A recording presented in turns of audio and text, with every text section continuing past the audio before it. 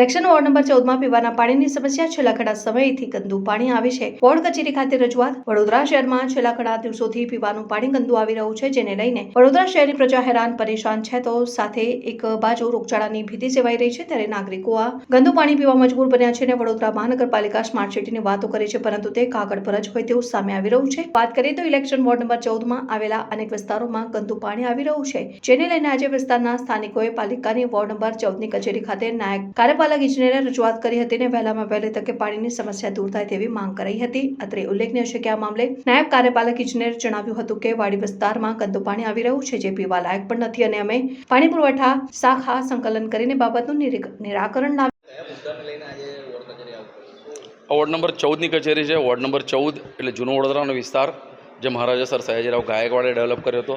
જે તે વખતે સારી ગટર વ્યવસ્થા, સારી પાણીની વ્યવસ્થા, સારા રોડની વ્યવસ્થા સાથે આ શહેર ઊભું કરવામાં આવ્યું હતું, પરંતુ આજની પરિસ્થિતિ એવી છે કે વાડી જે જૂનો વિસ્તાર કહેવામાં આવે છે એ વાડી વિસ્તારમાં પહેલી પોળકો, છેલ્લી પોળકો, બકરી પોળકો, દરેક વિસ્તારમાં નાલબંધવાળા છે, દરેક વિસ્તારમાં આવું ગંદુ પાણી એક મહિનાથી આવી રહ્યું છે। તો જનતા કઈ રીતે પાણી પીશે?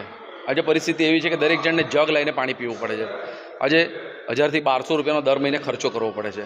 આજે દર વર્ષે તમને વેરો આપીએ છીએ।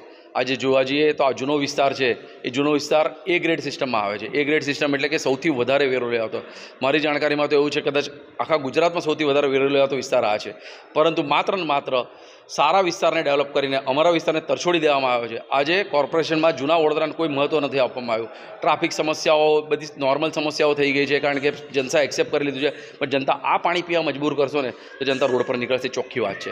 આજે જનતાને માત્ર ને માત્ર તમારી એવી આશા છે કે સારા રોડ રસ્તા, ગટર અને પાણીની વ્યવસ્થા આપો। તમે એમાં પણ નિષ્ફળ ગયા છો। શેની સ્માર્ટ સિટી? શેની સ્માર્ટ સિટીની વાત કરો? આ સ્માર્ટ સિટી છે? આ સ્માર્ટ વોટર જે પેલું આલ્કલાઇન વોટર આવે છે ને અમુક વખતે કાળું, એના જેવું પાણી આપવા માગે છે, પરંતુ આમાં ગટરની ગંદકી છે એ પીવા માટે મજબૂર કરી રહ્યા છે।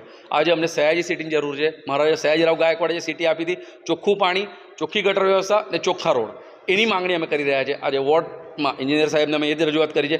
એન્જિનિયર સાહેબે બાંહેધરી આપી છે ગુરુવાર સુધી તે એક્શન લેશે અને એ ગુરુવાર સુધી પ્રોબ્લેમ સોલ્વ કરશે। જો આ પ્રોબ્લેમ નહીં સોલ્વ થાય તો જનતા જાતે જાહેરમાં રસ્તા પર ઉતરશે, કારણ કે આવું પાણી પીને નાના ભૂલકાઓ જેમના ઘરમાં છે, જે લોકો સ્કૂલે જાય છે, એ આવું પાણી પીવા મજબૂર છે। અને એમાં ફટકડી નાખીને થોડું ચોખ્ખું કરી લે છે, પણ ઉપરના જે પાણી રહે છે એમાં કેટલાય કેમિકલ્સ રહે છે, કેટલી ગંદકી રહે છે। એ પાણી પીને જો છોકરાઓ મોટા થશે, આપણું આગળનું ભવિષ્ય કેવું થશે?